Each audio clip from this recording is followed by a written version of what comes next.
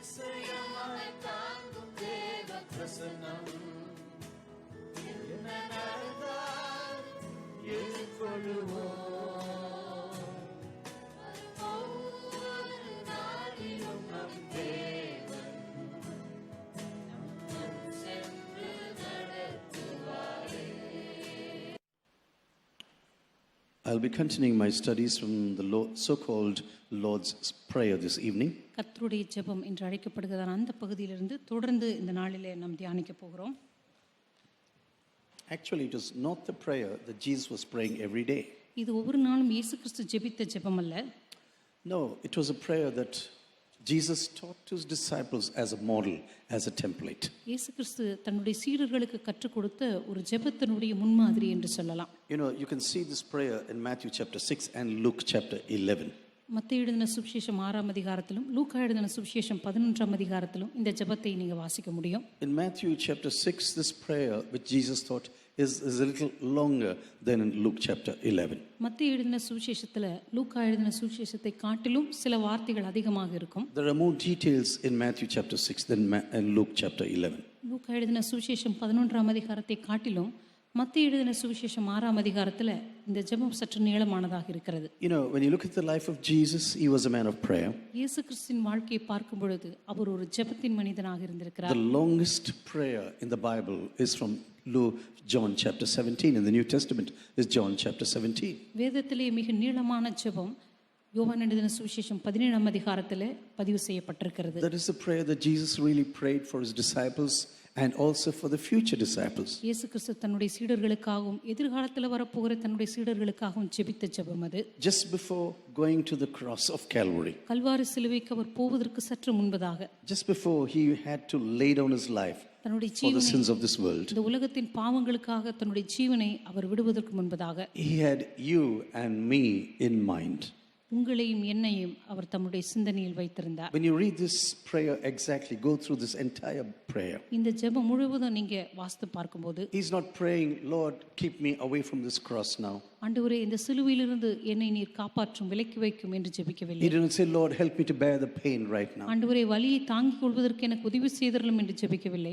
Nothing of the sort. He is praying for the disciples and for the future disciples. தன்னுடைய சீடர்களுக்காகவும் வருங்காலத்தில் வரப்போகிற சீடர்களுக்காகவும் அவர் ஜெபிக்கிறதை நம்ம பார்க்கிறோம். And John chapter 13 says he loved them to the last. யோவான் எழுதின சுவிசேஷம் 13ஆம் அதிகாரத்துல முடிவு பரியந்தம் அவர்களை நேசித்தார் என்று சொல்லப்பட்டிருக்கிறது. He was not concerned about himself in the first place. He was concerned about you and me before going to the cross. முதலாவது தன்னை பற்றி மற்றும் அவர் அக்கறை உள்ளவராக இருக்கவில்லை. சிலுவைக்கு போவதற்கு வரைக்கும் உங்களை பற்றியும் என்னை பற்றியும் அவர் அக்கறை உள்ள தேவனாயிருந்தார். He had a habit of praying to his heavenly Father. தம்முடைய பரலோக பிதாவினிடத்தில் ஜெபிக்கக்கூடிய ஒரு பழக்கம் இயேசுவினிடத்தில் இருந்தது. And this was one of the things that triggered the anxiety and the wish of the disciples to pray in their personal lives. இந்த காரியம் தான் சீடர்களும் தங்களுடைய தனிப்பட்ட வாழ்க்கையிலே ஜெபிக்கக்கூடிய அந்த ஒரு வாஞ்சையும் ஒரு தாகத்தையும் தூண்டி எழுப்பியது. I tell you, prayer is always going to be very infectious. ஜெபம் என்று சொல்லும் பொழுது அது எப்பொழுதுமே ஒருவரிடமிருந்து இன்னொருவருக்கு தொற்றக்கூடிய ஒரு காரியம். Not the teaching about prayer. ஜெபத்தை குறித்ததான போதனை அல்ல. No, when you begin to pray, it's going to be infectious in the lives of other people. நீங்க உண்மையாகவே ஜெபிக்க ஆரம்பிக்கும்போது அந்த ஜெப வாழ்க்கை இன்னொருவரை தொட ஆரம்பிக்கும். When parents pray, the children begin to pray. பெற்றோர்கள் ஜெபிக்க ஆரம்பிக்கும்போது பிள்ளைகள் ஜெபிக்க ஆரம்பிக்கிறார்கள். When grandfathers pray, then the grandchildren begin to pray. வீட்டில் இருக்கிறதான தாத்தாவோ பாட்டிமார்களோ ஜெபிக்க ஆரம்பிக்கும்போது வீட்டில் இருக்கிற பிள்ளைகள் ஜெபிக்க ஆரம்பிக்கிறார்கள். And I think many of us will testify, without the prayers of our parents and grandparents, we will not be here this evening. நம்மில் அநேகரால் சாட்சி சொல்ல முடியும், நம்முடைய பெற்றோர்கள் அல்லது நம்முடைய தாத்தா பாட்டியினுடைய ஜெபம் இல்லாமல் இங்கே நாம் இருக்க மாட்டோம் என்று சொல்லி நம்மில் அநேகரால் சாட்சி சொல்ல முடியும். Jesus had a habit of praying. இயேசு கிறிஸ்து ஜெபிக்கக்கூடிய ஒரு பழக்கத்தை கொண்டிருந்தார். And Luke chapter in the Gospel of Luke it says like this. லூக்கா எழுதின சுவிசேஷம் இப்படி சொல்லுகிறது. All the disciples, maybe they were watching Jesus praying now. எல்லா சீடர்களும் ஒருவேளை இயேசு ஜெபிக்கிறதை பார்த்து கொண்டிருக்க வேண்டும். And one of the disciples had the boldness to go and approach Jesus now. அதிலே ஒரு சீடனுக்கு இயேசுவிடத்தில் போய் பேசக்கூடிய ஒரு தைரியம் வந்திருக்க வேண்டும். Lord, we will be watching you. You're praying now. ஆண்டவரே, நாங்கள் உம்மை பார்த்து கொண்டிருக்கிறோம், நீர் ஜெபித்துக் கொண்டிருக்கிறீர். Can you please help us to really learn to pray now? ஆண்டவரே, எங்களுக்கும் நீர் ஜெபிக்க கற்றுத் தர வேண்டும் என்று கேட்டிருப்பார்கள். This is what John is doing to his disciples, John the Baptist. இதைத்தான் யோவான் ஸ்நானகனும் தன்னுடைய சீடர்களிடத்தில் செய்தார். So why don't you teach us to pray now? எனவே யோவான் ஸ்நானகனைப் போல நீரே எங்களுக்கு ஜெபிக்க கற்றுக் கொடுக்க கூடாது. So Jesus did not say, okay, I will teach you a prayer that is going to be for all the schools, assemblies and everyone in public places. இயேசு கிறிஸ்து சொல்லவில்லை, சரி உங்களுக்கு ஒரு ஜெபத்தை கற்றுத் தருகிறேன், அது நீங்கள் எல்லாரும் பொதுவாக கூடுகிற இடங்களிலே பள்ளிக்கூடங்களிலே ஜெபிக்கக்கூடிய ஜெபம் என்று சொல்லவில்லை. It's not a prayer that you just pray down, just pray it down without taking anything seriously. இங்கே சொல்லப்பட்டிருக்கிற எந்த வார்த்தைகளை பற்றியும் நீங்க தீவிரமாக யோசிக்காமல் இது அப்படியே மனப்பாடம் பண்ணி சொன்னால் போதும் என்று சொல்லவில்லை. You know, sometimes we can pray some things, but we'll just do it mechanically. சில நேரங்களில் சில ஜெபங்களை நம்ம ஜெபிப்போம், ஆனா அது தானாக ஒரு இயந்திரத்தை போல ஜெபித்து முடிப்போம். Morning and evening we'll have some type of a prayer which we just learned from somewhere. காலையிலும் மாலையிலும் வழக்கமாக ஜெபிக்கக்கூடிய ஜெபத்தை ஏதோ ஒரு இடத்துல நம்ம கற்றிருப்போம். Or even before meals we will have a prayer and just go down this prayer before we take the meals. அல்லது நம்முடைய உணவுக்கு முன்பாக எப்பொழுதும் ஜெபிக்கக்கூடிய பாரம்பரியமான வழக்கமான சில ஜெபங்களை நம்ம ஜெபித்து பழகி இருப்போம். No, Jesus is giving them a model for the future for the future apostles. ஆனால் இயேசு கிறிஸ்து எதிர்காலத்தில் வரப்போகிற அப்போஸ்தலர்களுக்காக ஜெபிக்கக்கூடிய ஒரு ஜெப முன்மாதிரியை இங்கே கொடுத்தார். You know, when I read about this, that a disciple was asking Jesus, Lord, teach us to pray. அன்றைக்கு சீடர்கள் இயேசுவை பார்த்து ஆண்டவரே ஜெபிப்பதற்கு எங்களுக்கு கற்றுத்தாரும் என்று கேட்டபோது I was a little astonished, to be very honest with you, உண்மையை சொல்லப்போனால் நான் சற்று ஆச்சரியப்பட்டேன். because those who come from Jewish background, ஏனென்றால் யூத பின்னணியிலிருந்து வந்திருந்தான இந்த சீடர்களுக்கு you know, the Old Testament is packed with prayer. சாதாரணமாக பழைய ஏற்பாடு முழுவதுமே ஜெபத்தினால் நிரப்பப்பட்டிருக்கிறது. There are 176 prayers in the Old Testament. பழைய ஏற்பாட்டில் மாத்திரம் 176 ஜெபங்கள் அங்கே பதிவு செய்யப்பட்டிருக்கின்றன. 21 prayers of David are there in the Old Testament. தாவீதினுடைய 21 ஜெபங்கள் பழைய ஏற்பாட்டிலே அங்கே பதிய வைக்கப்பட்டிருக்கின்றன. David is very, very important to the Jews until today. தாவீது இன்றைக்கு வரைக்கும் யூத குலத்திற்கு மிக மிக முக்கியமான ஒரு ராஜா. Normally the Jews were asked to fast and pray on one day, on the day of atonement in the Old Testament. சாதாரணமாக இந்த பாவ நிவாரண பலி அன்று வருடத்தில் ஒரு முறை யூதர்கள் எல்லாமே உபவாசம் பண்ணி ஜெபிக்க வேண்டும். But after these Jews were taken into captivity to go to Babylon, ஆனா யூதர்கள் எல்லாம் சிறைப்பிடிக்கப்பட்டு பாபிலோனுக்கு கொண்டு போகப்பட்ட உடனே you know, the Pharisees and some of these religious people said, this should never happen in our lives again. பரிசேயர்களும் சதுசேயர்களும் நினைத்தார்கள், இனிமே இப்படிப்பட்ட காரியம் நம்முடைய வாழ்க்கையில் நடக்கவே கூடாது. We sinned against God and now God is sending us into captivity. நம்ம தேவனுக்கு விரோதமாக பாவம் செய்தோம், இப்பொழுது ஆண்டவர் நம்மை சிறையிருப்புக்கு அனுப்புகிறார். We went after other gods and this is the punishment we had from God himself. நம்ம மற்ற தேவர்களுக்கு பின்பாக சென்றபடியினாலே தேவன் தாமே நமக்கு கொடுத்த தண்டனை தான் இது. And so people like the Pharisees who call themselves the separated ones begin to have a separate life even in the Jewish society. எனவே பரிசேயர்களைப் போல யூத குலத்திலே தங்களை தாங்களே பிரித்தெடுத்துக் கொண்ட ஒரு கூட்டம் என்று சொல்லிக் கொண்ட இவர்கள் In the Old Testament, if they had to pray for one day, fast and pray for one day on the day of atonement, பழைய ஏற்பாட்டிலே இந்த பாவ நிவாரண பலி என்று ஒரு வருஷத்திலே ஒரு முறை அவர்கள் ஜெபிக்க வேண்டிய அந்த உபவாசத்தை but Pharisees said we will fast and pray at least twice a week. பரிசேயர்கள் சொன்னார்கள், வாரத்தில் 2 தரம் நாங்கள் உபவாசித்து ஜெபிக்க போகிறோம். Pharas means we are the separated ones. பாராஸ் என்று சொல்லும் பொழுது பிரித்தெடுக்கப்பட்டவர்களின் கூட்டம் என்று அர்த்தம். We are going to live a life of separation in this society. இந்த சமுதாயத்திலே நாங்கள் பிரித்தெடுக்கப்பட்ட ஒரு வாழ்க்கை வாழப் போகிறோம். But the problem is they were always seeking you know what, praises from society when they were praising God. அதிலே பிரச்சனை என்னவென்று சொன்னால் தாங்கள் ஜெபிக்கிறதை மற்றவர்கள் பார்த்து தங்களை மெச்சிக்கொள்ள வேண்டும் என்று சொல்லி அவர்கள் ஜெபிக்க ஆரம்பித்தார்கள். So when they were praying, they were standing somewhere near the markets or during market days and they were praying. எனவே இந்த பரிசேயர்கள் ஜெபிக்கும்போது சந்தை வழிகளிலும் வீதிகளில் நின்று மற்றவர்கள் போகிற வருகிற வழிகளில் நின்று ஜெபிக்க ஆரம்பித்தார்கள். You know, normally when you want someone to really appreciate you in everything what you do, சாதாரணமாக நீங்க செய்கிறதான காரியத்தை மற்றவர்கள் பார்த்து உங்களை மெச்சிக்கொள்ள வேண்டும் என்று நினைத்தால் you are not concerned about God, you are concerned about yourself. நீங்க தேவனை பற்றி அக்கறையா இருக்க மாட்டீர்கள், உங்களை பற்றி தான் நீங்கள் அக்கறையா இருப்பீர்கள். Whether you preach or praise or lead worship or lead prayer, whatever you do for God, நீங்க பிரசங்கம் பண்ணினாலும் பாடல் பாடினாலும் ஒருவேளை மற்றவர்களுக்கு ஆராதனை நடத்தினாலும் எந்த ஊழியத்தை செய்தாலும் you are not concerned about God and his kingdom, but you are concerned about yourself. தேவனை பற்றியும் அவருடைய ராஜ்யத்தை பற்றியும் அக்கறை உள்ளவர்களா அல்ல, உங்களை பற்றியே நீங்கள் அக்கறை உள்ளவர்களாக All இருப்பீர்கள். praise and adoration should come to me. எல்லா துதியும் கனமும் எனக்கு வர வேண்டும் என்று நினைப்பீர்கள். People should see me standing on the streets and praying now. நான் வீதிகளில் நின்று ஜெபிக்கிறதை ஜனங்கள் பார்க்க வேண்டும் என்று நினைப்பீர்கள். You know, Jews normally never pray quietly. சாதாரணமாக யூதர்கள் அமைதியாக ஜெபிக்க They மாட்டார்கள். raise their hands, pray aloud and look to the heavens. அவர்கள் தங்களுடைய கரங்களை உயர்த்தி அண்ணாந்து பார்த்து வானத்தை பார்த்து சத்தமாக They ஜெபிப்பார்கள். never close their eyes, for example. தங்களுடைய கண்களை மூடியும் ஜெபிக்க மாட்டார்கள். And that's the reason why you never see close your eyes now in the Bible. இந்த காரணத்தினால் தான் கண்களை மூடி ஜெபிப்பது என்கிறதான இந்த காரியத்தை வேதத்தில் எங்குமே பார்க்க It முடியாது. was not a practice of the Jews.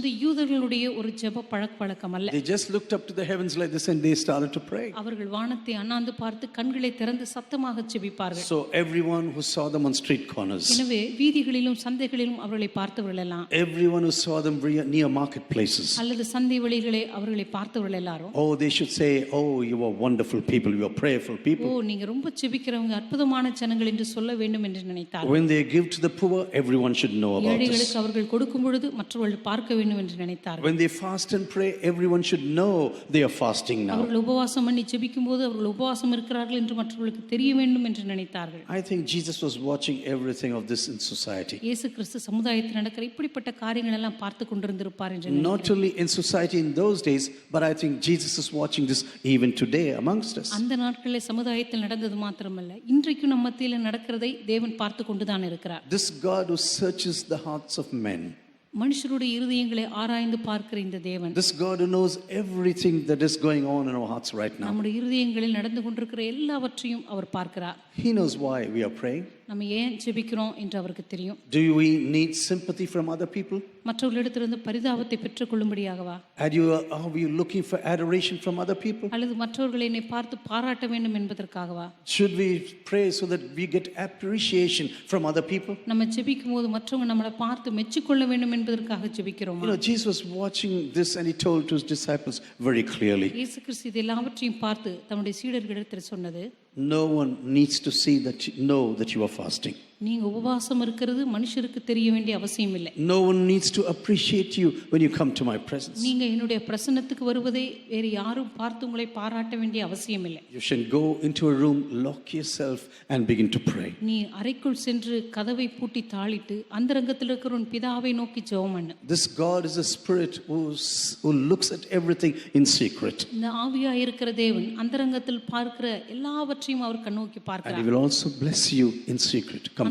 அந்தரங்கத்தில் பார்க்கிற உன் தேவன் உனக்கு பதிலளிப்பார் என்று சொன்னார். My dear sisters, when you speak about prayer, கருமையான சகோதர சகோதரிகளை, ஜெபத்தை பற்றி நாம் பேசும்போது these Old Testament Jews should have known what prayer is all about. பழைய ஏற்பாட்டில் இருக்கிறதான இந்த யூதர்களுக்கு ஜெபம் என்றால் என்ன என்று தெரிந்திருக்க வேண்டும். Abraham prayed for a future generation and God really gave him a future generation. Abraham தன்னுடைய எதிர்கால சந்ததிக்காக ஜெபித்தான். கர்த்தர் உண்மையாகவே எதிர்கால சந்ததியை ஆபிரகாமுக்கு கொடுத்தார். When the people of Israel were in Egypt, they were crying out to God. இஸ்ரவேல் ஜனங்கள் எகிப்து தேசத்தில் இருக்கும் பொழுது தேவனை நோக்கி கதறினார்கள். They were not able to bear the pain of slavery anymore. அந்த அடிமைத்தனத்தின் வேதனையை தாங்க முடியாதபடிக்கு அவர்கள் தேவனை நோக்கி கதறினார்கள். And the Bible says God came down to rescue his people. தேவன் அவருடைய உபத்திரவத்தை பார்த்து அவர்களை விடுவிக்கும்படியாக அவர்களுக்கு இறங்கினார் என்று பார்க்கிறோம். When Josaphat was surrounded by enemies in his life, அன்றைக்கு யோசபாத் தன்னை சுற்றிலும் எதிரிகளால் சூழப்பட்ட போது he began to cry out to God and God listened to his அவன் prayers. தேவனை நோக்கி கதறினான். அப்பொழுது கர்த்தர் அவனுடைய ஜெபத்தை கேட்டார் என்று பார்க்கிறோம். Hannah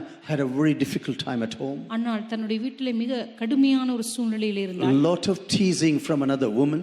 தன்னுடைய குடும்பத்தில் இருக்கிற தன்னுடைய சக்களத்தினால் அதிகமாக அவர் நிந்திக்கப்பட்டார். And she began to cry out to God now. அந்த நேரத்திலே ஆண்டவரை நோக்கி அவள் கதறி கூப்பிட்டார். Even the priest in the temple did not understand her. அந்த தேவாலயத்தினுடைய ஆசாரியன் கூட அன்னாளுடைய ஜெபத்தை புரிந்து கொள்ள முடியவில்லை. But the God who created the heavens and the earth said, Hannah, I understand you. ஆனால் வானங்களையும் பூமியை உண்டாக்கின கர்த்தர் சொன்னார், அன்னாளே உன்னுடைய ஜெபம் எனக்கு புரிகிறது. Maybe even the priest, this spiritual man, is not able to understand what you do. ஒருவேளை ஆவிக்குரிய மனிதனாய் இருந்த இந்த ஆசாரியனாய் இருக்கிற இந்த மனுஷனுக்கு கூட உன்னுடைய ஜெபம் புரியாமல் இருக்கலாம். But I know the cries of your heart. ஆனால் உன்னுடைய இருதயத்தின் கதறலை நான் பார்க்கிறேன் And என்று I will சொன்னார். surely answer your prayers. நான் நிச்சயமாகவே உன் ஜெபங்களுக்கு பதிலளிப்பேன் என்று When you சொன்னார். come to the book of Nehemiah in the Old Testament, பழைய ஏற்பாட்டில் நெகேமியாவின் புத்தகத்துக்கு நீங்க வரும்போது, you know, this man was a high official, a security officer in the palace now. இந்த மனுஷன் அரண்மனையிலே மிகப்பெரிய ஒரு பாதுகாப்பு துறையிலே மிக உயர்ந்த ஒரு பதவியில் இருக்கிறார். He was not a priest. Had nothing to do anything with religion. இந்த மனுஷன் ஆசாரியன் அல்ல, அல்லது மதத்தை சார்ந்த எந்த ஒரு வேலையும் செய்யக்கூடிய தகுதியற்றவன். He was not a prophet, even not a prophet. இந்த மனுஷன் ஒரு தீர்க்கதரிசியும் அல்ல. But when he listened to the status of Jerusalem, ஆனால் எருசலேமுடைய சூழ்நிலை பற்றி அவன் கேள்விப்பட்ட போது, this city that God chose for his abode forever and ever. தேவன் என்னென்றைக்குமாக தான் வாசம் பண்ணும்படியாக தெரிந்து கொண்ட இந்த எருசலேம் பட்டணம், when he heard that the city is lying in ruins, இந்த பட்டணமானது இப்பொழுது தீக்கிரையாக்கப்பட்டு நிந்தனைக்குள்ளாய் இருக்கிறது என்று that கேள்விப்பட்டார். it is totally unprotected right now, முற்றிலுமாக பாதுகாப்பற்ற நிலையில் இருக்கிறது என்று that கேள்விப்பட்டார். all the gates have been burnt down completely. அந்த பட்டணத்தினுடைய எல்லா வாசல்களும் சுட்டரிக்கப்பட்டிருக்கிறது என்று கேள்விப்பட்ட போது This man listened to the status, he sat down. இந்த மனுஷன் அந்த பட்டணத்தினுடைய நிலையை கேள்விப்பட்டு அவன் உட்கார்ந்தான். It was too much for him to bear anymore. இனிமேல் அதை தாங்கிக் கொள்வதற்கு அவனுக்கு அவ்வளவு கடினமாய் இருந்தது. He began to fast and pray for 4 months, I tell you. 4 மாதங்கள் உபவாசம் பண்ணி அவன் ஜெபித்தான். And God began to move through this man in the city of Jerusalem. தேவன் இந்த மனுஷனை கொண்டு எருசலேம் பட்டணத்திலே அவர் செயல்பட அசைவாட ஆரம்பித்தார். What I see throughout the Bible, my dear brothers and sisters, கருமையான சகோதர சகோதரிகளே, வேதாகமம் முழுவதும் நான் பார்க்கக்கூடிய ஒரு காரியம் God is looking for one man, one woman. தேவன் ஒரு சகோதரனை ஒரு சகோதரியை தேடுகிறார். I'm standing outside of the door and I'm knocking and knocking. நான் வாசற்படியில் நின்று கதவை தட்டுகிறேன். Is there anyone who is listening to my voice now? ஒருவன் என்னுடைய சத்தத்தை கேட்டு, If any one person listens to my voice, ஒரு மனுஷன் என் சத்தத்தை கேட்டு, because the whole church is totally blind. ஏனென்றால் முழு சபையுமே குருடாய் போயிருக்கிறது. They do not even know that I'm not coming to service anymore. நான் அவர்களுடைய ஆராதனைகளுக்கு வருவதில்லை என்று கூட அவர்களுக்கு தெரியாமல் இருக்கிறது. Do you know sometimes we can conduct services bombastically without knowing that God is there. உங்களுக்கு தெரியுமா, அநேக நேரங்களில் மிக பிரம்மாண்டமான ஆராதனைகளை நாம் ஒருங்கிணைக்க முடியும், ஆனால் ஆண்டவர் அங்கு இருக்கிறார் என்று சொல்லி நமக்கு We தெரியாமல் don't even see that Jesus not coming to a service இயேசு anymore. கிறிஸ்து நம்முடைய ஆராதனைகளுக்கு வருவதே இல்லை என்று கூட நமக்கு தெரியாமல் And இருக்கிறார். Jesus says, I am knocking at the door. ஆண்டவர் சொல்கிறார், நான் வாசற்படியில் நின்று கதவை தட்டுகிறேன். If any one person listens to my knocking, ஒருவன் என் தட்டுதலின் சத்தத்தை கேட்டு when he opens the door, அவன் வந்து கதவை திறந்தால் I will come and have fellowship with you. நான் வந்து அவனோடு கூட ஐக்கியமாயிருப்பேன். And I pray that you pray right now in your hearts right now. இப்பொழுது உங்களுடைய இருதயங்களிலே ஜெபிக்கும்படியாய் நான் உங்களை As God speaks to you right now, தேவன் உங்களோடு கூட பேசுகிற that இந்த you say, Lord, I want to be this one single ஆண்டவரே, person. அந்த உம்முடைய சத்தத்தை கேட்டு கதவை திறக்கிற அந்த மனிதனாக மனுஷியாக நான் இருக்க Lord, I வேண்டும். want to be that one single person. ஆண்டவரே, நான் அந்த ஒரு நபராய் இருக்க விரும்புகிறேன். I want you to come inside and we need your fellowship right now. ஆண்டவரே, நீர் உள்ளுக்குள்ளே வந்து எங்களோடு கூட ஐக்கியம் கொள்ள வேண்டும். My dear and sisters, you can carry on in the Bible. கருமையான சகோதர சகோதரிகளே, வேதத்தை நீங்கள் முழுவதும் வாசித்து பார்க்கலாம். Throughout the Old Testament, prayer, prayer, prayer. பழைய ஏற்பாட்டு முழுவதும் ஜெபம் ஜெபம் ஜெபம் தான். Do you know David was a wonderful man of prayer? தாவீது ஒரு அற்புதமான ஜெபத்தின் மனிதன், உங்களுக்கு தெரியுமா? Sometimes we speak only about Psalm 51. சில நேரங்களிலே 51ஆம் சங்கீதத்தை பற்றி மாத்திரம் நாம் சொல்லிக் கொண்டிருப்போம். No, 21 prayers of David have been recorded in the Bible. இல்லை, தாவீதின் 21 ஜெபங்கள் வேதத்தில் எழுதி வைக்கப்பட்டிருக்கின்றன. And sometimes these prayers are so deep, I tell you. சில நேரங்களில் இந்த ஜெபங்கள் அவ்வளவு ஆழமானவைகளாய் இருக்கின்றன. Even Jabez began to pray that God blesses him. யாபேஸ் தேவனை நோக்கி ஜெபித்தான், கர்த்தர் அவனை ஆசீர்வதித்தார். Lord, come and extend the territory of my life right now. ஆண்டவரே, நீர் வந்து என்னுடைய கூடாரத்தின் எல்லையை விசாலமாக்கும்.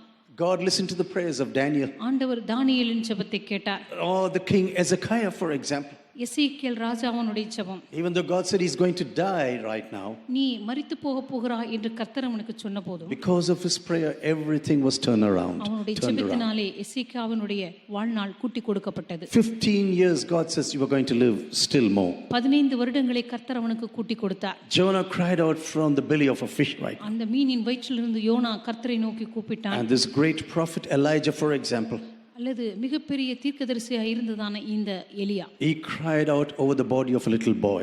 அந்த ஒரு சிறுவனுடைய மரித்து போன சடலத்தை வைத்து அவன் கர்த்தரை நோக்கி கூப்பிட்ட போது, And God resuscitated the body of this boy once again to life once அந்த again. மரித்து போன சடலமாய் இந்த சிறுவனுடைய உயிரை தேவன் மறுபடியுமாக அவனுக்குள் கொடுத்தார். In Luke chapter 5:20 it says like this. லூக்கா எழுதின சுவிசேஷம் 5ஆம் அதிகாரம் 20ஆம் வசனம் படி When சொல்லுகிறது. Jesus was talking to his disciples, இயேசு கிறிஸ்து தம்முடைய சீடர்களோடு கூட பேசிக் கொண்டிருந்த போது, he said, your righteousness must be higher than the Pharisees, for example. அவர் சொன்னார், பரிசேயர் சதுசேயருடைய நீதியை காட்டிலும் உங்களுடைய நீதி அதிகமாய் இருக்க வேண்டும். If your righteousness is not higher than these people, உங்களுடைய நீதி அவளுடைய நீதியிலும் அதிகமாய் இராவிட்டால், more than the Sadducees, more than the Pharisees, பரிசேயர்களுடைய சதுசேயர்களுடைய நீதியை காட்டிலும் அதிகமாய் இருக்க வேண்டும். so you cannot enter the kingdom. It's not going to be above that. அப்படி இல்லாவிட்டால் நீங்க பரலோக ராஜ்யத்தில் பிரவேசிக்க மாட்டீர்கள் என்று சொன்னார். My dear sisters, this is what is very, very important. கருமையான சகோதர சகோதரி, சகோதரிகளே, இது மிகவும் முக்கியமான ஒரு காரியமாக இருக்கிறது. What God expects from His disciples is totally different. தேவன் உங்களிடத்திலும் என்னிடத்திலும் எதிர்பார்க்கிற காரியம் முற்றிலும் வேறுபட்ட ஒன்று. The Pharisees and Sadducees of this world can behave in a certain manner. இந்த உலகத்தின் பரிசேயர்களும் சதுசேயர்களும் ஒரு குறிப்பிட்ட நிலைமையிலே நடந்து கொள்ளலாம். No, God says, I expect different things from you. ஆனால் ஆண்டவர் சொல்லுகிறார், அவர்களைப் போலல்ல, வேறு காரியங்களை உன்னிடமிருந்து நான் எதிர்பார்க்கிறேன். One of the friends I know said like this. நான் நன்றாக அறிந்திருந்த ஒரு நண்பர் இப்படி சொன்னார். You can preach meter after meter. நீங்க ஒருவேளை மீட்டராக அங்குலம் அங்குலமாக நீங்க பிரசங்கம் பண்ணலாம். Meter after meter. ஒருவேளை மீட்டராக நீங்க பிரசங்கம் பண்ணலாம். But you obey only centimeter after centimeter. ஆனா நீங்க உங்களுடைய கீழ்ப்படிதலோ சென்டிமீட்டராக இருக்கும்போது, and then you will reap the foot after foot of God in your life. அதற்கு பிற்பாடு உங்களுடைய வாழ்க்கையில தேவன் அடியடியாக உங்கள் மீது அவர் செயல்பட ஆரம்பிப்பார். I hope you understand this. நான் சொன்னது உங்களுக்கு புரிந்திருக்கும் என்று நினைக்கிறேன். He was a very jokey person. இந்த மனுஷன் அதிகமாக நகைச்சுவையாக பேசக்கூடியவர். And many of these jokes had real spiritual truths in them. ஆனா அவர் நகைச்சுவையாக பேசினாலும் கூட அதில் ஆழமான ஆவிக்குரிய அர்த்தங்கள் இருக்கும். You know, sometimes when you listen to such things, you will just clap your hands and say, okay, that was very funny. சில நேரங்களில் சில காரியங்களை கேட்போம், கை தட்டுவோம், சிரிப்போம், அது ரொம்ப நகைச்சுவையாக இருந்ததுன்னு சொல்லுவோம். You preach meter after meter. நீங்க மீட்டராக பிரசங்கம் பண்ணலாம். But in your obedience, you only centimeter after centimeter. ஆனா உங்களுடைய தேவ வார்த்தையினுடைய கீழ்ப்படிதலோ சென்டிமீட்டராக இருக்கும்போது, and then you'll be wondering about the foot after foot that comes from God on your life. அதற்கு பிற்பாடு கர்த்தர் உங்களுடைய வாழ்க்கையில அடியடியாக உங்களை திருத்தும்போது, you know, sometimes we pray only in the time of need in our lives. அநேக நேரங்களில் நம்முடைய வாழ்க்கையில தேவைகள் இருக்கும்போது மாத்திரமே நாம் ஜெபிக்கிறவர்களாக இருக்கிறோம். Maybe you lost your job now. ஒருவேளை உங்களுக்கு வேலை போயிருக்கலாம். Maybe you have a severe sickness. ஒருவேளை பயங்கரமான ஒரு வியாதி உங்களுக்கு இருக்கலாம். Maybe a death in the family. ஒருவேளை குடும்பத்தில் ஒரு மரணம் வந்திருக்கலாம். A severe loss maybe. ஒருவேளை பயங்கரமான ஒரு இழப்பு வந்திருக்கலாம். And sometimes we think prayer is like a spare tire in our personal lives. சில நேரத்தில் நம்ம நினைப்போம், நம்முடைய வாழ்க்கையில ஜெபமானது ஏதோ ஒரு உதிரிப்பாக டயர் போல வைத்திருக்கலாம். You know, sometimes unless your car is punctured, for example. ஒருவேளை திடீரென்று உங்களுடைய கார் பஞ்சராக போகும்போது தான், until the tire is torn apart. திடீரென்று உங்களுடைய கார்ல இருக்கிற அந்த டயர் கிழிந்து போகும்போது தான், until the car is not able to move because it is totally flattened now. திடீரென்று அந்த காரில் இருக்கிற அந்த டயரானது முற்றிலுமாக காற்றெல்லாம் போய் அது தட்டையாக போகுதான். Many of us would not even care about the spare tire in our vehicles. அந்த நேரம் வரைக்கும் நம்முடைய வண்டியில இன்னொரு உதிரி டயர் இருக்கிறதா என்று சொல்லி நம்ம பார்த்திருக்கவே மாட்டோம். But only after this loss or accident, ஆனா திடீரென்று ஒரு விபத்தோ ஒரு இழப்போ இப்படிப்பட்ட நிலைமை நம்ம காருக்கு வரும்போது தான், then we'll open the dicky and say, where's my spare tire now? திடீரென்று அப்பதான் நம்ம டிக்கியை பார்த்து திறந்து பார்ப்போம், ஓ நம்ம ஒரு எக்ஸ்ட்ரா டயர் இங்கே வச்சிருந்திருக்கிறோமே. And maybe the extra tire has also gone wrong sometimes. ஒருவேளை நம்ம அதிகமா வைத்திருக்க வேண்டிய அந்த உதிரி டயரும் ஒருவேளை ரிப்பேர் ஆகி போயிருந்தா, Maybe it's also punctured. ஒருவேளை அதுவும் பஞ்சரா இருந்தா, But we would have never noticed this until an accident takes place. நம்ம கார்ல ஒரு விபத்து வருகிற வரைக்கும் அதுலயும் ஒரு ஓட்டை இருக்கிறத நம்ம பார்த்திருக்கவே மாட்டோம். You know, sometimes our prayer life is like this. சில நேரங்களில் நம்முடைய ஜெப வாழ்க்கை கூட இப்படித்தான் இருக்கிறது. Until something is torn apart.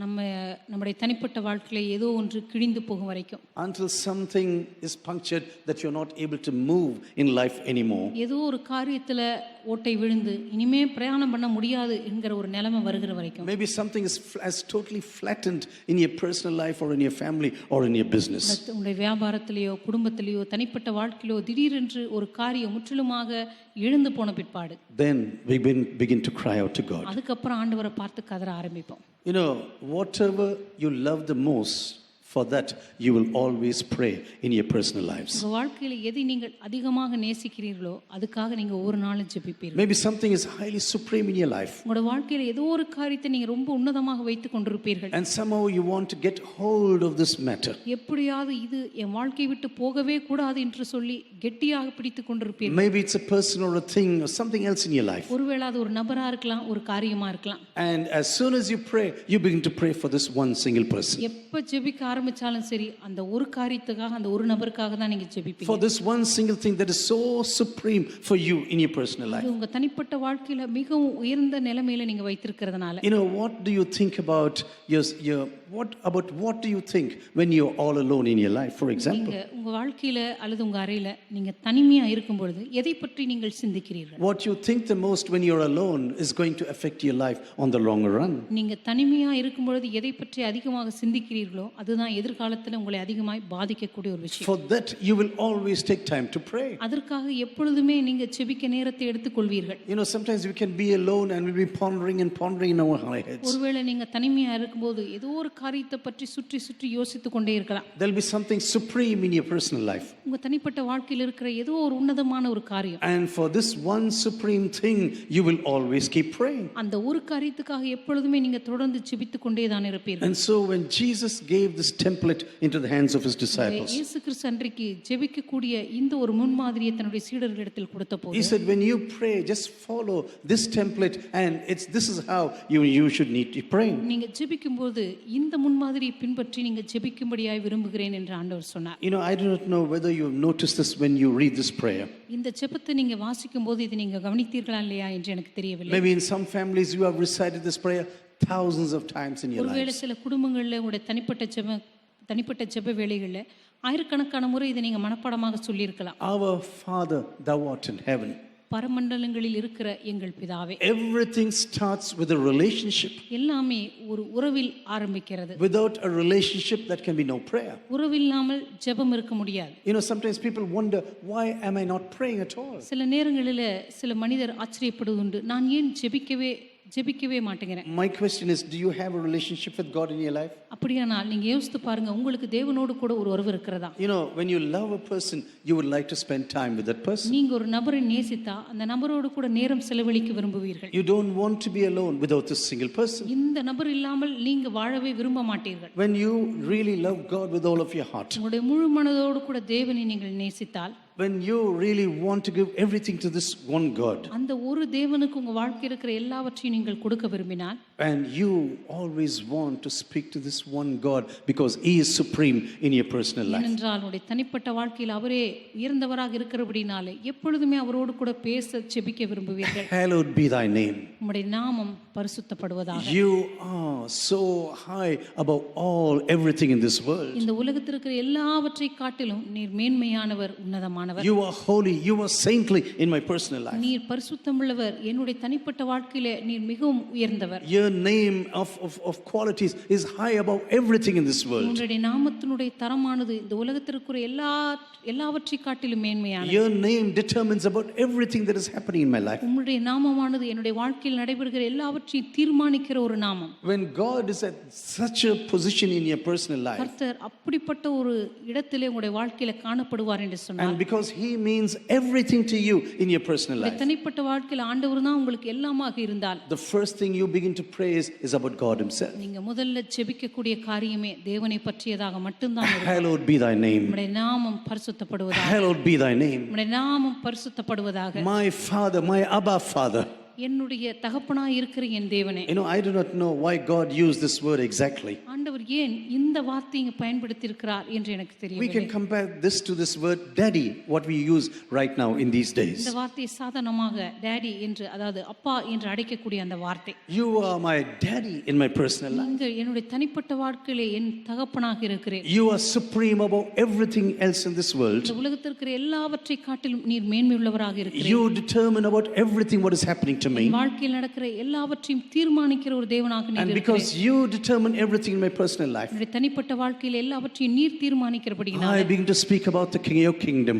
நான் உம்முடைய ராஜ்யத்தை பற்றி பேச விரும்புகிறேன். I would like to speak about your will be done in my personal life. உம்முடைய சித்தமானது என்னுடைய தனிப்பட்ட வாழ்க்கையிலே செய்யப்பட வேண்டும் என்று நான் விரும்புகிறேன். It's not about me, it's all about you in the beginning. என்னை பற்றி அல்ல, ஆரம்பத்திலே எல்லாம் உம்மை பற்றி தான். When you look into this prayer exactly, இந்த ஜெபத்தை நீங்க மிகச் சரியாக ஆராய்ந்து பார்த்தால், it begins with praise and adoration, ஆரம்பத்திலே அது துதியிலும் ஆராதனையிலும் and ஆரம்பிக்கிறது. it ends with praise and adoration. அதனுடைய இறுதியிலும் துதியுடன் ஆராதனையுடனும் அது In the முடிகிறது. beginning, it's all about this Father God in heaven now. ஆரம்பத்திலே பரமண்டலங்களில் இருக்கிறதான நம்முடைய தகப்பனை பற்றியதான It's காரியங்கள், all about this Abba Father. இந்த அப்பா பிதாவே என்கிறதான அந்த நபரை குறித்ததான காரியங்கள். And then it speaks about our daily bread. அதற்கு பிற்பாடு அன்றன்றுள்ள ஆகாரத்தை பற்றி It பேசுகிறது. speaks about forgiveness of our lives. அதற்கு பிற்பாடு நம்முடைய வாழ்க்கையில நமக்கு தேவையான மன்னிப்பை பற்றி It பேசுகிறது. speaks about petitions of our lives. அதற்கு பிற்பாடு நம்முடைய வாழ்க்கையின் தேவைகளை பற்றியதான விண்ணப்பங்களை பற்றி பேசுகிறது. You know, the Bible,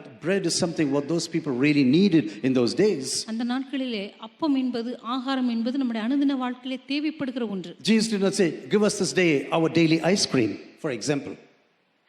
இயேசு கிறிஸ்து சொல்லவில்லை, அன்றன்றுள்ள ஐஸ்கிரீம் இன்று எங்களுக்கு தாரும். You know, bread was something what they really needed.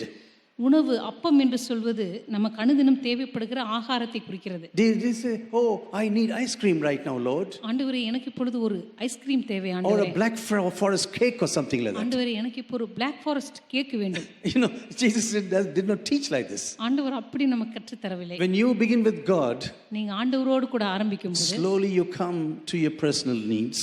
கொஞ்சம் கொஞ்சமாக உங்களுடைய தனிப்பட்ட வாழ்க்கையினுடைய ஜெப தேவைகளுக்கு வருகிறீர்கள். You speak about your confession. உங்களுடைய பாவ அறிக்கையை சொல்லுகிறீர்கள். You speak about the petitions you have in your hands. உங்களுடைய தனிப்பட்ட வாழ்க்கை இருக்கிறதான விண்ணப்பங்களை பற்றி பேசுகிறீர்கள். You don't pray for the bread for the whole year, for example. முழு வருஷமும் அப்பம் அப்பம் என்று ஜெபித்துக் கொண்டிருப்பதல்ல. No, you speak for that daily bread.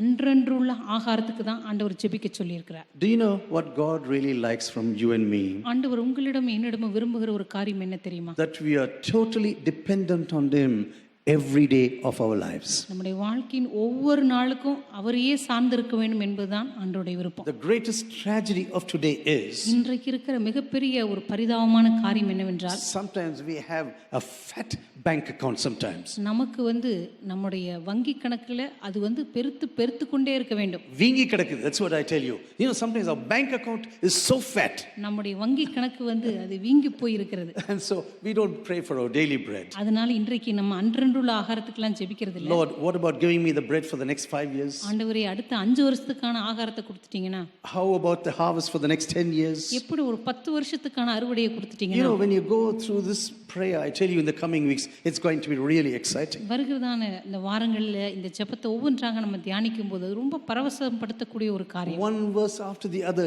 when you begin to meditate. ஒவ்வொரு வசனமாக நீங்க தியானித்து பார்க்கும்போது, The second portion is all about ourselves. அதனுடைய இரண்டாம் பகுதி நம்மை பற்றி And சொல்லப்பட்டிருக்கிறது. then again it goes into praise and adoration. அதற்கு பிற்பாடு மறுபடியும் தேவனை பற்றியதான துதி ஆராதனை. But our prayer is, ஆனா நம்முடைய ஜெபம் எல்லாம் we leave everything about God. ஆண்டவரை பற்றி எல்லாவற்றையும் விட்டு விடுகிறோம். We don't care about it. அதை பற்றி நமக்கு கவலையே இல்லை. We will come to our personal needs. முதல்ல நம்முடைய தனிப்பட்ட தேவை. Lord, I need this, I need that. You know everything, Lord. My child needs a bicycle.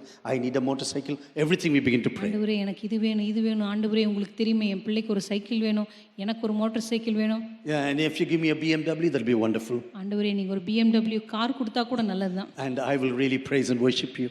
அப்படி நீங்க கொடுத்துட்டீங்கன்னா நான் உங்களை ரொம்ப துதிச்சு ஆராதிப்பேன். And if it's not too much for you, give me a Mercedes Benz. அப்படி ஒருவேளை உங்களுக்கு ரொம்ப அதிகமா தெரியலனா எனக்கு ஒரு மெர்சிடிஸ் பென்ஸாவது கொடுத்துருங்க. You know, sometimes we begin to pray like this foolishly in our personal lives. நேரத்துல முட்டாள்தனமா இப்படியெல்லாம் கூட நம்ம ஜெபிக்கலாம். God does not give you your greeds, I tell you. ஆண்டவர் உங்களுடைய பேராசையை அவர் சந்திப்பதில்லை. He will meet your needs in your personal life. உங்களுடைய தேவைகளை தான் ஆண்டவர் சந்திப்பார். It's not about your greed, it's about your need. அது உங்களுடைய பேராசை அல்ல, உங்களுடைய தேவையை தான் கர்த்தர் சந்திக்கிறார். You know, sometimes there's so much of wrong teaching today. அநேக நேரங்கள்ல இன்னைக்கு நமக்கு நிறைய தவறான உபதேசங்கள் கிடைக்கிறது. And when we don't read the Bible properly, நம்ம வேதத்தை சரியாக வாசிக்காமல் இருந்தால் we believe everything that is being transmitted into our personal lives. இன்னைக்கு நம்முடைய தனிப்பட்ட வாழ்க்கையில போடப்படுகிற எல்லாவற்றையும் நாம் எடுத்துக்கொள்கிறோம். And then we don't care about God in our personal lives. அதற்கு பிற்பாடு ஆண்டவரை பற்றி நமக்கு எந்த கவலையும் இல்லை.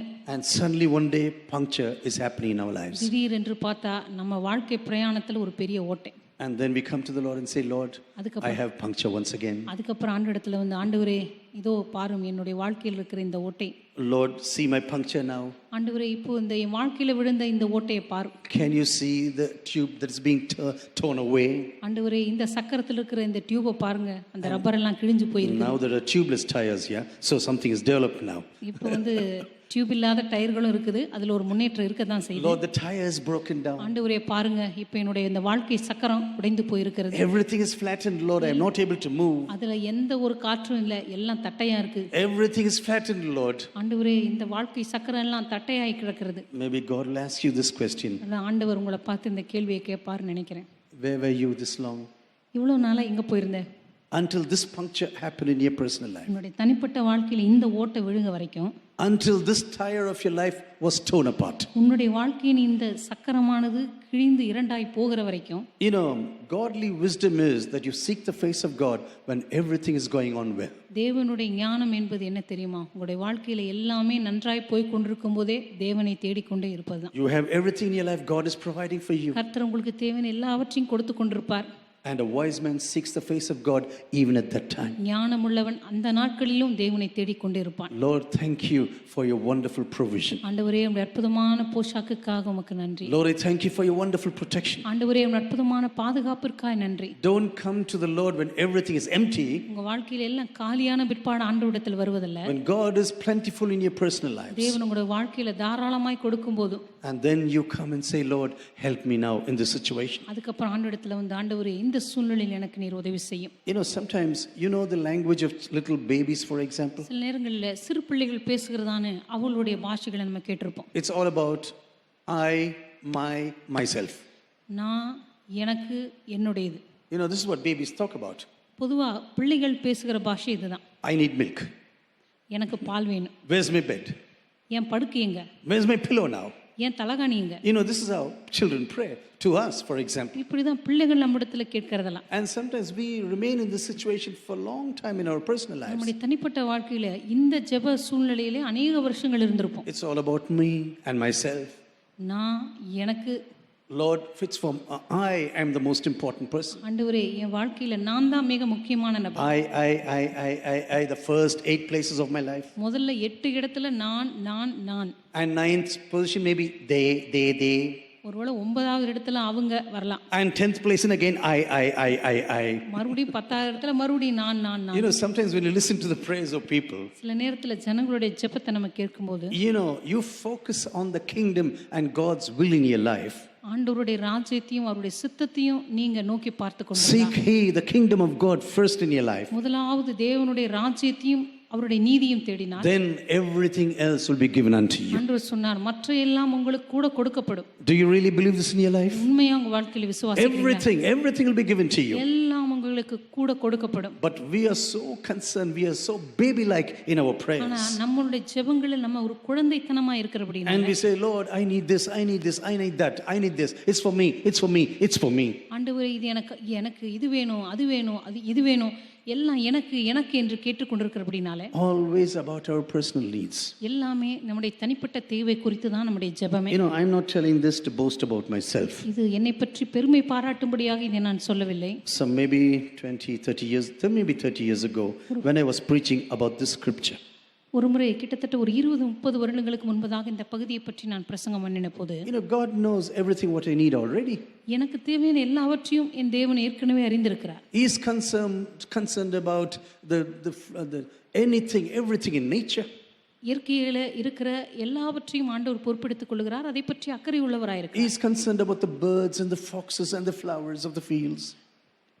புஷ்பங்களை பற்றியும் ஆகாயத்து பறவைகளை பற்றியும் நரிகளை பற்றியும் அவர் அக்கறை உள்ளவராயிருக்கிறார். God can take wonderful care about his zoo, for example. தேவன் தன் வைத்திருக்கிறதான இந்த விலங்குகளை பற்றியெல்லாம் அவர் அக்கறை உள்ளவராயிருக்கும்போது, And will he not be concerned about me? ஆண்டவர் என்னை பற்றி அக்கறை உள்ளவராயிருக்க மாட்டாரா? Just imagine a father in a family does this. கற்பனை செய்து பாருங்க, ஒரு குடும்பத்தில் இருக்கிற தகப்பன் இப்படி செய்தால். He's concerned about the dogs on the streets. ஒருவேளை தெருவில் இருக்கிற நாயெல்லாம் அவர் பத்திரமா பாத்துக்கிறார். He's gathering all the cats at home. வீட்டுல எல்லா பூனைகளும் சேர்த்து வைத்துக்கிறார். And he's feeding even the rats at home. வீட்டுல இருக்கிற எலி கூட அவர் சாப்பாடு போடுறார். And he's concerned about everything. எல்லா பற்றியும் அப்பாவுக்கு அக்கறை இருக்கு. But he doesn't care for the kids, for example. ஆனா அவருடைய சொந்த பிள்ளைகளை பற்றி அவருக்கு அக்கறை இல்லை. He must be a little, he'll be totally mad, I think, if அப்படி he ஒரு does அப்பா this. இருந்தா அவருக்கு கொஞ்சம் பைத்தியம் பிடிச்சிருக்கு As அப்படின்னா. I was preaching about this scripture, இந்த பகுதியை பற்றி நான் பிரசங்கம் பண்ணின போது, I said, Lord, you know everything what I need. அப்போ நான் நினைச்சேன், ஆண்டவரே, எனக்கு தேவையான எல்லாவற்றையும் நீர் அறிந்திருக்கிறீர். And I don't want to pray for my personal needs anymore. அப்படி நான் என்னுடைய தனிப்பட்ட தேவைகளுக்காக நான் இனிமேல் ஜெபிக்க மாட்டேன். I will be concerned about your kingdom. I'll be concerned about the church. நான் சபையை பற்றியும் உம்முடைய ராஜ்யத்தை பற்றியும் அக்கறை உள்ளவனா இருப்பேன். I will be concerned about what you are going to do in this world. நீங்க இந்த உலகத்துல செய்கிற காரியங்களை பற்றி நான் அக்கறை உள்ளவனா இருப்பேன். And I'm sure you are going to do everything what I need in my personal life. நிச்சயமா என் தனிப்பட்ட வாழ்க்கையில் எனக்கு என்ன தேவையோ அதை நீர் செய்வீர் என்று விசுவாசிக்கிறேன். At least in the last 3 decades, I never pray for any of my personal needs. கடந்தது 30 வருடங்களாவது என்னுடைய தனிப்பட்ட தேவைகளுக்காக நான் இதுவரைக்கும் ஜெபித்ததே இல்லை. I don't want to pray about it. அதை பற்றி நான் ஜெபிக்கவும் விரும்பவில்லை. My Papa in heaven, பரலோகத்தில் இருக்கிற என்னுடைய அப்பா, He knows all the needs of my life. என் வாழ்க்கையின் எல்லா தேவைகளும் அவருக்கு தெரியும். And when He sees the need of my life, என் வாழ்க்கையின் தேவைகளை அவர் அறிந்திருக்கும் போது, when He sees that is fit for my life, அது என் வாழ்க்கைக்கு தேவை என்று அவர் அறிந்திருக்கும் போது, He will surely provide that for you and for me. நிச்சயமா அது உங்களுக்கு எனக்கு அவர் Can we all raise our hands and say hallelujah? கரங்களை உயர்த்தி ஆண்டவர் ஹல்லேலூயா என்று சொல்லுவோம். Our Father is a wonderful Father. நம்முடைய தகப்பன் அற்புதமான ஒரு தகப்பன். He is much, much more than the earthly fathers of this world. பூமியில் இருக்கிற தகப்பன்மார்களை காட்டிலும் எவ்வளவோ மேலானவர். The earthly father can be an imperfect person. ஒருவேளை இந்த பூமிக்குரிய தகப்பன்மார்கள் அவர்கள் பரிபூர்ணமற்றவர்களாய் இருக்கலாம். But you know, my heavenly Father is a perfect Father. ஆனா என்னுடைய பரலோக தகப்பனோ அவர் பரிபூர்ணமான ஒரு He is தகப்பன். a God of love and mercy. அவர் அன்பும் கிருபையும் நிறைந்தவர். He is a God of long suffering and forgiveness. அவர் நீடிய சாந்தமும் மன்னிப்பும் உடையவர். This God is slow to anger in his life. இந்த தேவன் கோபிப்பதிலே தாமதமுள்ளவராய் Yes, he இருக்கிறார். can be angry, but he's slow to our anger. கோபப்படக்கூடிய தேவன் தான், ஆனால் கோபப்படுவதிலே அவர் தாமதமுள்ளவர். And his grace and mercy will carry me. அவருடைய கிருபையும் இரக்கமும் என்னை சுமந்து When I செல்லும். fall down, he will pick me up once நான் again. விழும்போது மறுபடியுமாக தேவன் என்னை தூக்கி எடுப்பார். When I run away, he will grab me once நான் again. ஓடும்போது மறுபடியுமாய் கர்த்தர் என்னை பிடித்து When எடுப்பார். I cannot walk, he will carry me on நான் his நடக்க shoulders. முடியாத பொழுது அவர் தூக்கி என்னை தோளில் When there are a சுமப்பார். lot of difficulties, he will carry me and carry me through my life. வாழ்க்கையில் அநேக கடினமான பாதைகளை கடந்து செல்லும் பொழுது தேவன் என்னை தூக்கி சுமப்பார். Wonderful Father. அற்புதமான ஒரு தகப்பன். Wonderful Father, I tell you. அற்புதமான ஒரு தகப்பன். And as we worship this Heavenly Father, இந்த பரலோக தகப்பனை நாம் ஆராதிக்கும் போது, as we begin to pray to this Heavenly Father, இந்த பரலோக தகப்பனிடத்தில் நான் ஜெபிக்க ஆரம்பிக்கும் போது, you know, He is exalted above everyone in this world. அவர் இந்த உலகத்தில் இருக்கிற எல்லாரை காட்டிலும் உயர்ந்திருக்கிறார். He is consecrated and is pure. He is pure and exalted about everything, separated from everything in this world. அவருடைய பரிசுத்தமானது இந்த உலகத்தில் இருக்கிற எல்லாவற்றை காட்டிலும் உயர்ந்தது, பிரித்தெடுக்கப்பட்ட ஒரு பரிசுத்தம். And from His perspective, He can look at everything that is happening in my life. அவருடைய பார்வையிலிருந்து என்னுடைய வாழ்க்கையில் நடக்கிற எல்லாவற்றையும் அவரால் பார்க்க முடியும். He is high above. He is high above everything in this இந்த world. உலகத்தில் இருக்கிற எல்லாவற்றை காட்டிலும் அவர் மேலானவர். Above all the powers of this world. இந்த பூமியில் இருக்கிற எல்லா அதிகாரங்களை காட்டிலும், And from his position, he can see everything that is happening in this world. அவர் இருக்கிறதான அந்த உன்னதமான இடத்திலிருந்து பூமியில நடக்கிற எல்லாவற்றையும் அவர் பார்த்து My கொண்டிருக்கிறார். dear sisters, my perspective cannot be that high. நான் கருமையான சகோதர சகோதரிகளே, என்னுடைய பார்வை அவ்வளவு உயர்ந்ததா இருக்க முடியாது. My dear parents, your perspective about your children is not that wide. அருமையான பெற்றோர்களே, உங்களுடைய பிள்ளைகளை பற்றியதான உங்களுடைய பார்வை அவ்வளவு விசாலமாய் இருக்க முடியாது. Put your children into the hands of God, I tell you. உங்களுடைய பிள்ளைகளை தேவனுடைய கரங்களில் ஒப்புக்கொடுங்கள் என்று சொல்லுகிறேன். They will never escape the sight of God, I tell you. ஒருபோதும் தேவனுடைய பார்வையிலிருந்து தப்பி ஓடவே முடியாது. They can never escape the eyes of God, I tell அவர்கள் you. ஒருபோதும் தேவனுடைய பார்வையிலிருந்து வெளியே ஓடிவிடவே முடியாது. You know, sometimes we behave like watchmen, I tell you. சில நேரங்களில் நம்ம காவற்காரனை போல நம்முடைய பிள்ளைகளுக்கு And இருக்கும். sometimes we fall asleep. நம்ம சில நேரங்களில் தூங்கி விடலாம். And then something happens. அதுக்கப்புறம் ஏதோ ஒன்று நடக்கலாம். And then we wonder, I was looking, always looking. அதுக்கப்புறம் நம்ம நினைப்போம், நான் பார்த்துக்கிட்டே கண்ணை வச்சு பார்த்துக்கிட்டே தான் இருந்தேன். But you are not a person who never sleeps nor slumbers. ஆனா நீங்க ஒருபோதும் தூங்காத உறங்காத ஒரு நபர் அல்ல. Maybe 1 or 2 days you will try that. ஒருவேளை ஒரு நாள் 2 நாள் அதை நீங்க முயற்சிக்கலாம். You know, sometimes when I'm very tired. சில நேரத்தில் நான் மிகவும் களைப்பா This இருக்கும்போது, has happened to me a few times in recent months. சமீப காலங்களில் எனக்கு இது நடந்தது. I'll be writing on my computer நான் அப்படியே என்னுடைய கணிப்பொறியில் எழுதிட்டே இருப்பேன். and I'm gone. எழுதும் போதே தூங்கிடுவேன். I'm sitting there in front of my computer. என்னுடைய கம்ப்யூட்டருக்கு முன்னாடி உட்கார்ந்து கொண்டே தூங்கிடுவேன். My fingers are still on the keypad. இன்னும் என்ன அந்த தட்டச்சு பொறியில என்னுடைய கை விரல்கள் இருக்கும். But I'm gone. ஆனா நான் தூங்கியிருப்பேன். And one day I woke up and everything is rubbish. ஒரு நாள் விழிச்சு பார்த்தா என்னென்னமோ எழுதி வச்சிருக்கேன். Not I wrote, but everything, because I was pressing the keyboard, everything is writing நான் still. எழுதினால என்னுடைய தூக்கத்தில் என்னுடைய விரல்கள் ஏதோ ஒரு பொத்தான்ல பதிந்தபடினால இது என்னென்னமோ எழுதி வச்சிருக்கேன். But from God's perspective, everything is wonderful. ஆனா ஆண்டவருடைய பார்வையிலிருந்து எல்லாமே அற்புதமானது. You know, sometimes we have a big desire in our lives. சில நேரங்களில் நம்முடைய இருதயத்தில் ஒரு மிகப்பெரிய ஒரு ஆசை நமக்கு இருக்கலாம். Lord, when we gather together in prayer, ஆண்டவரே நாங்க ஜெபத்திலே ஒன்று சேர்ந்து வரும்போது Lord, this place should be shaken, I tell you. ஆண்டவரே அந்த இடம் அசைய வேண்டும். How many times have we prayed in churches like this? எத்தனை முறை சபைகள்ல இந்த ஜெபத்தை நம்ம ஜெபிச்சிருக்கோம். Lord, when we gather together, fast and pray, ஆண்டவரே நாங்க உபவாசம் பண்ணி ஜெபிக்கும்போது கூடி வரும்போது oh, the presence of God must come down. ஆண்டவருடைய பிரசன்னம் இறங்கி வர வேண்டும். Everything must be shaking. ஆண்டவரே எல்லாமே அசைய வேண்டும். And we try to shake, we are shaking, but the place is not shaking. நம்ம ஒருவேளை அசைஞ்சிட்டு இருப்போம், ஆனா அந்த இடம் அசைஞ்சிருக்காது. We will be shaking, நம்ம அப்படியே அசைஞ்சிட்டு இருப்போம், but the place is not shaking. ஆனா அந்த இடம் அதிரவே இல்லையே, அசையவே இல்லையே. Do you know why this happened in the book of Acts chapter 4? ஏன் அப்போஸ்தலர் நடபடிகள் 4ஆம் அதிகாரத்தில் இது நடந்தது They தெரியுமா? were surrounded by opposition. அவர்களுக்கு முற்றிலும் விரோதிகளால் There are சூழப்பட்டிருந்தார்கள். threats of being beaten by the religious people. மதவாதிகளால் அவர்கள் அடிக்கப்படும்படியாக பயமுறுத்தப்பட்டார்கள். They are facing the Sanhedrin once again. அந்த சனகரிப்பு சங்கத்திலிருந்து மறுபடியும் அவர்களுக்கு எதிர்ப்பு வந்தது. Don't you ever speak in this name again. இனிமேல் இந்த நாமத்தை குறித்து நீங்க பேசக்கூடாது. If you speak once again, இந்த நாமத்தை குறித்து இனி நீங்கள் பேசினால் you'll be terribly in trouble. நீங்கள் மிக மோசமான ஒரு பிரச்சனைக்குள்ளாவீர்கள். But after they were warned, after they were beaten, அவர்கள் அடிக்கப்பட்ட பிற்பாடு, இவ்வாறு எச்சரிக்கப்பட்ட பிற்பாடு, the early apostles went out rejoicing. ஆதி அப்போஸ்தலர்கள் மகிழ்ச்சியோடு கூட வெளியே They did சென்றார்கள். not say, Lord, we pray for protection now. ஆண்டவரே எப்படியாவது நீர் எங்களை காப்பாற்ற வேண்டும் என்று நாங்கள் ஜெபிக்கிறோம் என்று அழவில்லை. Did you go to some meetings, something like this sometimes? இப்படிப்பட்ட ஜெப கூட்டங்களுக்கு போயிருக்கிறீங்களா? Tears of falling. அப்படியே கண்ணீர் ஊற்றுகிறது. Lord, it's paining here. ஆண்டவரே இங்க வலிக்குது. Look here, that man beat me. ஆண்டவரே அந்த மனுஷன் என்னை இங்க அடிச்சார் பாருங்க. Lord, see my cheeks. ஆண்டவரே என் கன்னத்தை பாருங்க, தாடையை பாருங்க. Did you see my cheeks, Lord? ஆண்டவரே என்னுடைய கன்னத்தை பாத்தீங்களா? Lord, come and heal my cheeks now. ஆண்டவரே வந்து என் கன்னத்துக்கு எனக்கு சுகத்தை கொடுங்க. Lord, do you have any paste or something like that for my face? ஆண்டவரே என் கன்னத்துக்கு பூசறதுக்கு ஏதாவது நீங்க ஒரு களிம்பு வச்சிருக்கீங்களா? No, they were not praying like that. இல்ல, அவங்க அப்படியெல்லாம் ஜெபிக்கல. They were rejoicing. It's a privilege for them to be beaten. ஆண்டவருக்காக நாங்க அடி வாங்குவதற்கு பாத்திரா எண்ணப்பட்டபடினால அவர்கள் சந்தோஷப்பட்டார்கள். Because they were trusting the Heavenly Father to that extent. அந்த அளவுக்கு அந்த பரலோக பிதாவை நம்பினார்கள், And when விசுவாசித்தார்கள். they began to pray, the entire place began to shake. அவர்கள் ஜெபித்தபோது அந்த இருந்த இடம் முழுவதும் அசைந்தது. This is the secret of prayer, I tell you. இதுதான் ஜெபத்தின் ரகசியம் என்று When you are சொல்வேன். so God oriented in your life, நீங்க எந்த அளவுக்கு தேவனை முற்றிலுமாக நோக்கி பார்த்து கொண்டிருக்கிறீர்கள். Lord, hallowed be thy name. ஆண்டவரே உம்முடைய நாமம் பரிசுத்தப்படுவதாக. Lord, your name is all about your character. ஆண்டவரே உம்முடைய நாமமானது உம்முடைய குணாதிசயத்தை பிரதிபலிக்கிறது. It's such a pure name that is above every name of this world. இந்த உலகத்தில் இருக்கிற எல்லா நாமத்துக்கும் மேலான அவ்வளவு பரிசுத்தமுள்ள ஒரு நாமம். The very beginning of this prayer is all about adoration. இந்த ஜெபத்தின் ஆரம்பமே தேவனை உயர்த்துகிற வார்த்தைகள். When we come together to pray, ஆண்டவருடைய சமூகத்திலே நாம் ஒன்று கூடி ஜெபிக்க வரும்போது it's not about our personal needs. இது நம்முடைய தனிப்பட்ட தேவைகளை குறித்தல்ல. What is first and supreme in your life, about that you will begin to pray. உங்களுடைய வாழ்க்கையில மகா பிரதானமான மிக முக்கியமான காரியம் எதுவோ அதற்காகத்தான் நீங்க தினமும் ஜெபிப்பீங்க. Before I come to close, I want to ask you, நான் முடிப்பதற்கு முன்பாக உங்களை பார்த்து ஒன்று கேட்க what விரும்புகிறேன். is the most supreme thing of your life this evening? இந்த மாலை வேளையில் உங்களுடைய வாழ்க்கையில மகா பிரதானமான காரியம் என்ன?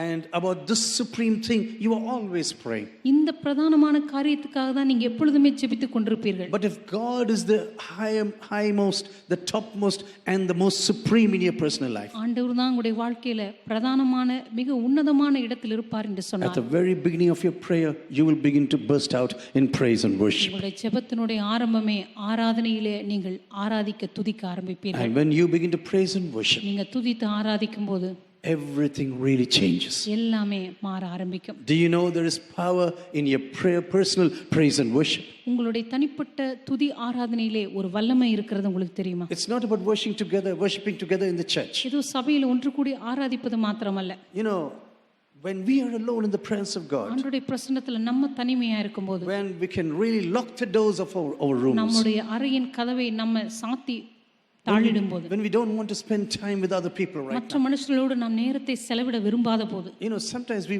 waste hours after waste in gossiping with other people. அநேக நேரங்களிலே மற்றவர்களோடு கூட அநேக வதந்திகளை பேசிக்கொண்டு நாம் பல மணி நேரங்களை வீணடிக்கிறோம். Speaking about this sister, about this brother, so many things we have time. அந்த சகோதரனை பத்தி இந்த சகோதரி பத்தி பேசறதுக்கு நமக்கு எவ்வளவோ நேரம் இருக்கு. Poking our nose into the lives of other people. மற்ற மனுஷருடைய வாழ்க்கையில் இருக்கிற காரியங்களை நம்முடைய மூக்கை நுழைக்கிறது. Looking into the keyholes of other families. மற்ற குடும்பங்கள் இருக்கிறதான ஓட்டைகளை பார்த்து கொண்டிருக்கிறது. What are you going to benefit from that? அதிலிருந்து உங்களுக்கு என்ன லாபம் கிடைக்க போகிறது? What are you going to benefit from that? அதிலிருந்து உங்களுக்கு என்ன பிரயோஜனம் இருக்கிறது? And that's why Jesus said, shut your door right now. அதனால தான் ஆண்டவர் சொன்னார், உன்னுடைய கதவை பூட்டி Go into seclusion. உன்னுடைய அறைக்குள் சென்று நீ தனிமையாயிருந்து And then you begin to pray.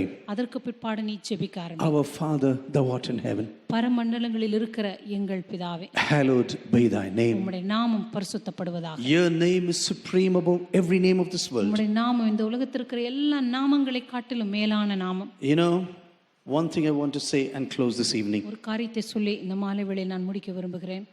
Somehow Satan has introduced something very serious into our personal lives from the Garden of Eden. எப்படியோ பிசாசானவன் ஏதேன் தோட்டத்திலிருந்து ஒரு குறிப்பிட்ட காரியத்தை நம்முடைய வாழ்க்கையில மிக தீவிரமாக நுழைக்க அவன் முயற்சி செய்து கொண்டிருக்கிறான். He has inserted in some lives terribly in our personal lives. அநேகருடைய தனிப்பட்ட வாழ்க்கையில இந்த மோசமான காரியத்தை அவன் உள்ளே செலுத்தி விட்டான். You know, God says, you have everything but not this one tree.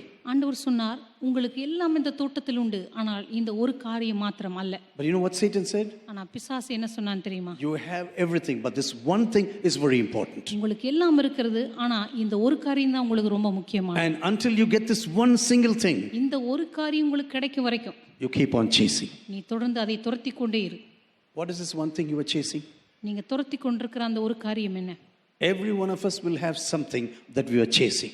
நம்ம இன்றைக்கும் நம்ம ஒவ்வொருவரும் துரத்தி கொண்டிருக்கிற ஒரு காரியம் நம்ம இருதயத்தில் இருக்கும். Think about this. This is really true. இது உண்மை, அதை பற்றி யோசிச்சு பாருங்க. And you know what Satan said? பிசாசு என்ன சொல்வான் தெரியுமா? You know, if God has been very loving to you, ஆண்டவர் உன்னை அவ்வளவு நேசிச்சா why didn't he give you this tree also? இந்த மரத்தை ஏன் ஆண்டவர் உனக்கு கொடுக்கல? You know, sometimes children come and speak to their fathers like this. சில நேரத்தில் பிள்ளைகள் வந்து அப்பாவின் இடத்துல இப்படி பேசுவாங்க. If you had really loved me, நீங்க உண்மையா என்ன நேசிச்சிருந்தா you would have bought me this bicycle. எனக்கு இந்த சைக்கிளை வாங்கி கொடுத்திருப்பீங்கல. You would have bought me this motorcycle. எனக்கு இந்த மோட்டார் சைக்கிளை வாங்கி கொடுத்திருப்பீங்கல. You would have presented this car to me for my birthday. என்னுடைய பிறந்த நாளுக்கு இந்த காரை வாங்கி கொடுத்திருப்பீங்கல. But you know why you are not giving me this? ஆனா இதை ஏன் எனக்கு நீங்க கொடுக்கல தெரியுமா? You don't really love me. நீங்க எங்களை உண்மையா நேசிக்கல. This is why you're not doing this. இதனால தான் இது நீங்க எனக்கு செய்யல. Where did this thinking come from? இது எங்கிருந்து வருகிறது தெரியுமா? Where did this thinking come from? இந்த எண்ணம் எங்கிருந்து வருகிறது? How many children say this to the parents sometimes? எத்தனை பிள்ளைகள் இந்த காரியத்தை பெற்றோரிடம் சொல்லுகிறார்கள்? You're not doing this for me because you don't love me. நீங்க எனக்கு இது செய்யல, ஏன்னா நீங்க என்ன நேசிக்கல. But you know what the parents will tell you? ஆனா பெற்றோர்கள் என்ன சொல்வார்கள் தெரியுமா? I am not doing this because I love you. இத நான் உனக்கு செய்யல, ஏன்னா நான் உன்னை நேசிக்கிறேன். On the long run, your life is going to be destroyed. ஏன்னா இது நீண்ட காலத்துக்கு உன்னுடைய வாழ்க்கையை அழித்து விடும். In the future, you are going to suffer because of this decision. எதிர்காலத்தில் நீ எடுத்த இந்த முடிவினால நீ கஷ்டப்படுவாய்.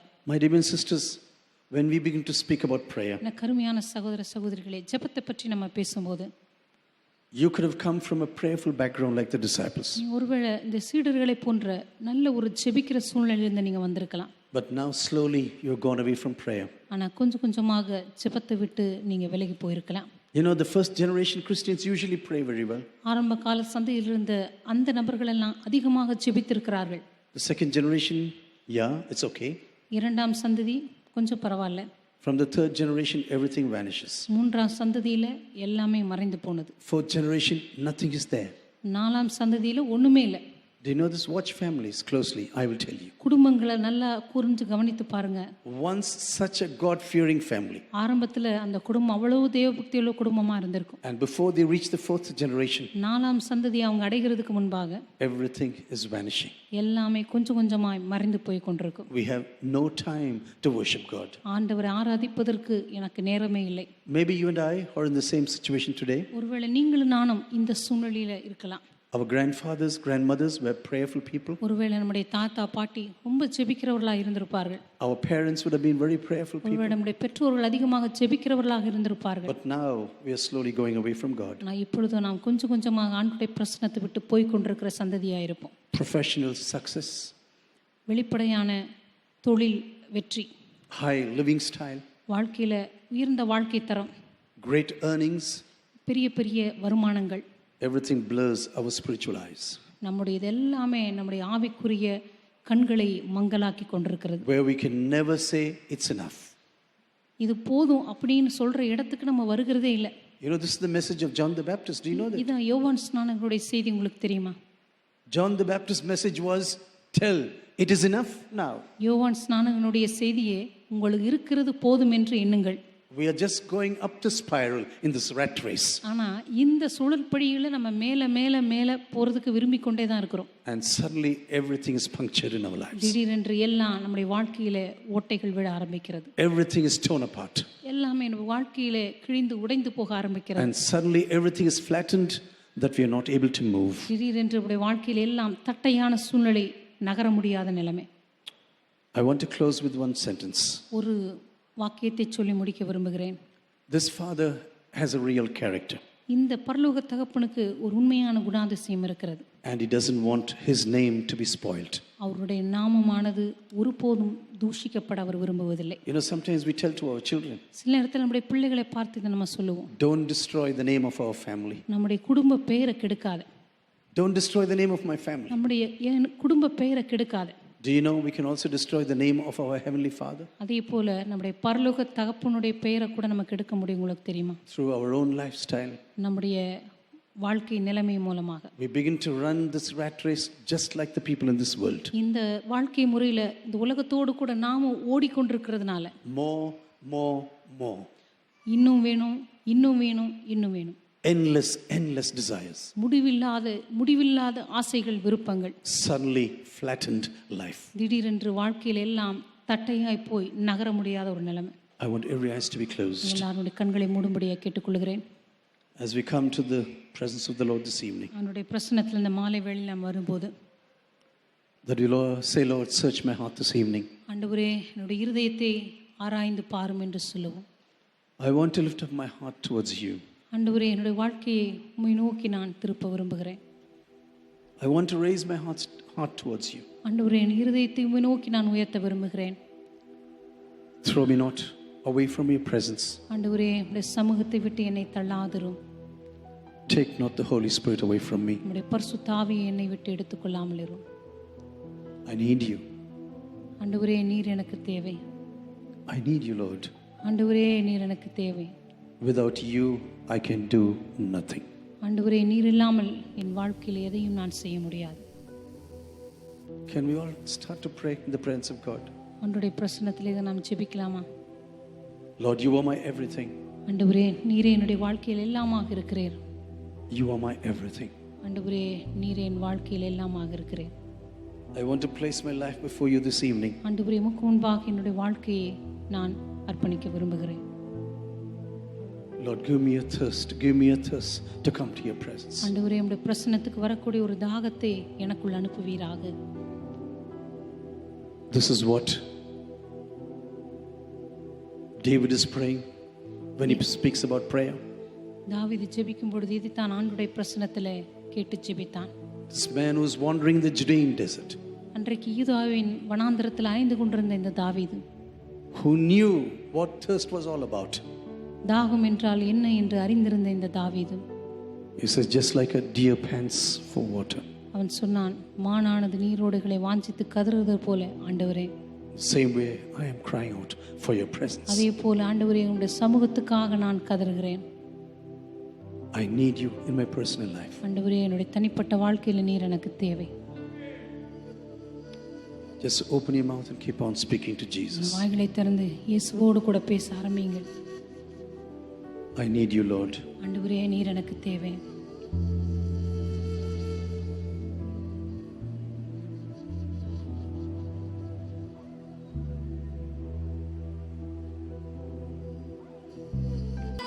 தாங்கும் தேவ பிரசன்னம் என்ன நடந்தால் எதிர்கொள்ளுவோம்.